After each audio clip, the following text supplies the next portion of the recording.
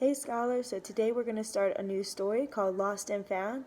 As we read, today I want you to think about what was the story mostly about, and also, is this a real way to help a bird? Alright, let's get started. Lost and Found by Oliver Jeffers. Once there was a boy who found a penguin at his door. The boy didn't know where it had come from, but it began to follow him everywhere.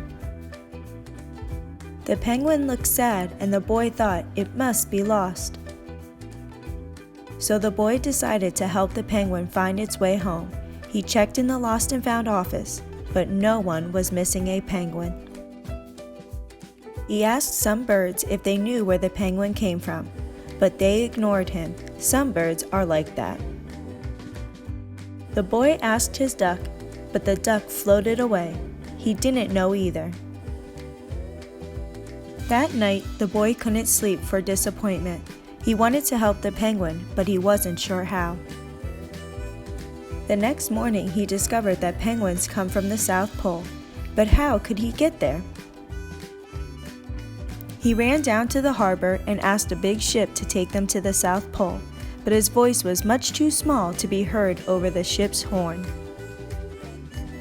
Together, the boy decided he and the penguin would row to the South Pole, so the boy took his rowboat out and tested it for size and strength. He told stories to the penguin to help pass the time. Then they packed everything they would need and pushed the rowboat out to sea. They rowed south for many days and many nights. There was lots of time for stories, and the penguin listened to every one, so the boy would always tell another.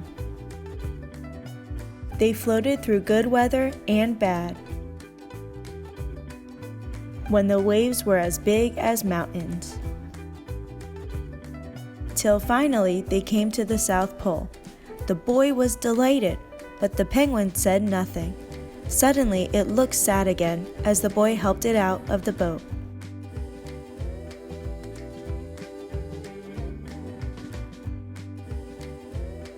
Then the boy said goodbye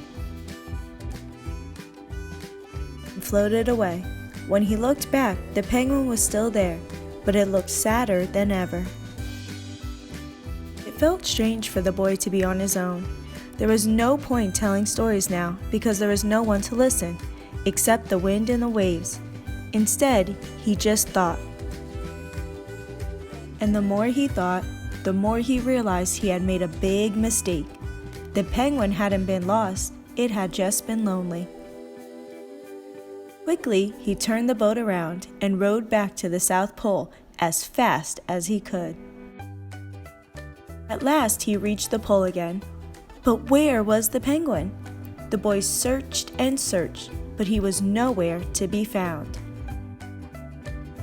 Sadly, the boy set off for home. But then the boy saw something in the water ahead of him. Closer and closer he got, until he could see the penguin.